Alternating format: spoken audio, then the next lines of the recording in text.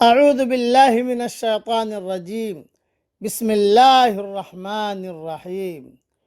سورہ اعراف کی 3 آیتیں پڑھ رہا ہوں۔ آیت نمبر 133، 134، 135۔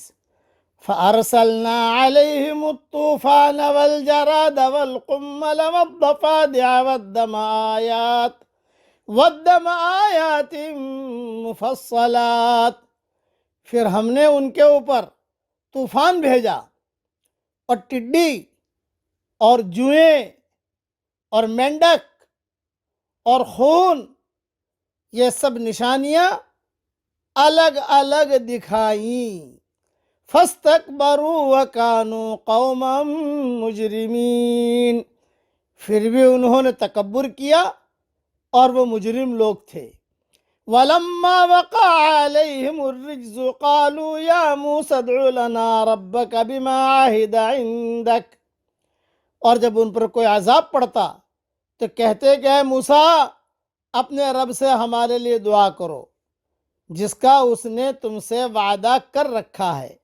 لَئِن كَشَفْتَ عَنَّا الرِّجْزَ لَنُؤْمِنَنَّ لَكَ وَلَنُرْسِلَنَّ مَعَكَ بَنِي إِسْرَائِيلَ، اگر تم ہم پر سے اس عذاب کو ہٹا دو گے تو ہم ضرور تم پر ایمان لائیں گے اور بنی اسرائیل کو تمہارے ساتھ جانے دیں گے۔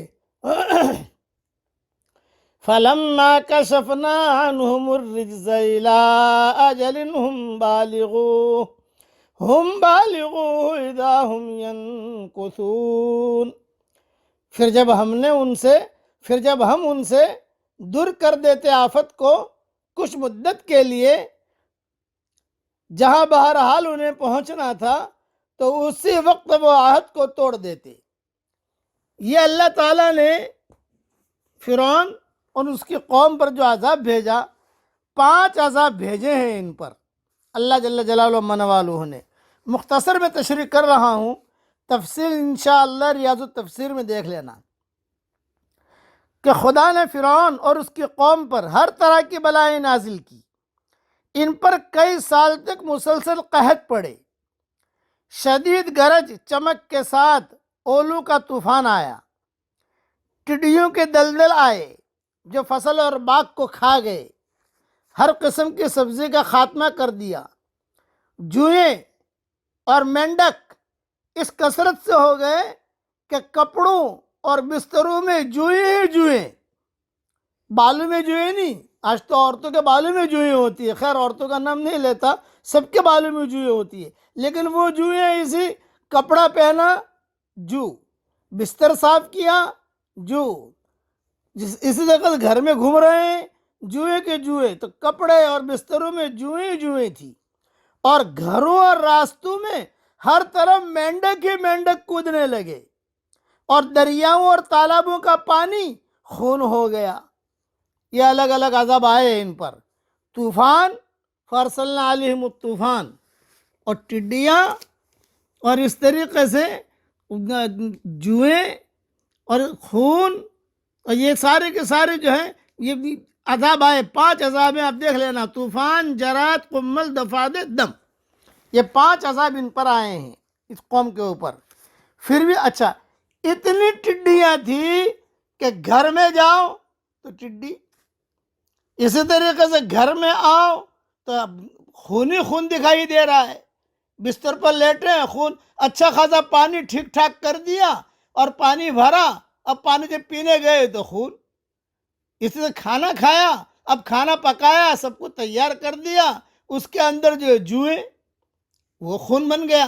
تو یہ حالات ان پر آئے، تو موسیٰ علیہ السلام کے پاس آئے اور آ کر کہا کہ حضرت دعا کریں، تو ایک عذاب آتا، موسیٰ علیہ السلام دعا کر کے ہٹا لیتے، دوسرا عذاب آتا، موسیٰ علیہ السلام دعا کر کے ہٹا لیتے، یعنی ایک عذاب آتا تو اس سے تنگ آ کر موسیٰ علیہ السلام کے پاس آتے، ان کی دعا سے وہ ٹل جاتا، تو ایمان لانے کے بجائے پھر اس کفر و شرک پر جمے رہتے، پھر دوسرا عذاب آ جاتا، پھر اسی طرح کرتے، یوں کچھ وقفوں سے 5 عذاب ان پر آئے، لیکن ان کے دلوں میں جو رعونت اور دماغوں میں جو تکبر تھا، وہ حق کی راہ میں ان کے لیے زنجیر پا بنا رہا، اور اتنی واضح نشانیاں دیکھنے کے باوجود وہ ایمان کی دولت سے محروم ہی رہے۔ اس کو اللہ تعالیٰ نے قرآن میں بیان فرمایا ہے کہ ہم نے عذاب بھیجا تو کبھی کبھی یہ واقعہ خالی وہاں ہو گیا ہی نہیں، اللہ آج بھی ایسا کر سکتا ہے۔ کورونا وائرس کا ایک عذاب، پھر دوسرا عذاب، پھر تیسرا عذاب، اس کا اصل علاج یہ ہے کہ آدمی اللہ کی طرف رجوع کرے، فرعونیوں کی طرح اور اس قوم کی طرح نہ رہے۔ آدمی اپنے کو محفوظ حالت میں پا رہا ہو تو وہ طرح طرح کی باتیں بناتا ہے، مگر جب اس سے حفاظت چھین لی جائے اور اس کو عجز اور بے بسی کے مقام پر کھڑا کر دیا جائے تو اچانک وہ حقیقت پسند بن جاتا ہے۔ اب وہ بات خود ہی اس کی سمجھ میں آ جاتی ہے جو پہلے سمجھانے کے بعد بھی سمجھ میں نہیں آتی تھی، مگر انکار کی طاقت رکھتے ہوئے اقرار کرنے کا نام اقرار ہے۔ الفاظ چھن جانے کے بعد کوئی اقرار نہیں۔ یہ عذاب اس قسم کیا ہے کہ کھانے میں انہیں خونی دکھائی دیتا تھا، ہر جگہ جوئیں دکھائی دیتی تھی، اتنا صاف کرتے تھے مکان چن بالکل پاک صاف کر کے، لیکن جائے گا بعد جوئیں آ گئی، خون آ گیا، مینڈک آ گئی تو یہ لوگ بہت گھبرا گئے۔ موسیٰ علیہ السلام نے دعا کی، عذاب ٹلا، پھر بھی نہیں مانے تو اللہ نے پوری قوم کو ہلاک و تباہ اور برباد کر دیا۔ اس لیے ہم ساری دنیا کو دعوت دیتے ہیں، ہمارے ایک اللہ کی بڑائی کو تسلیم کر لو، اس کے احکامات کو پورا کرو۔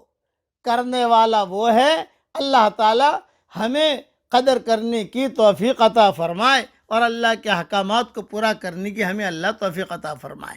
آمین۔ وآخر دعوانا ان الحمد للہ رب العالمین۔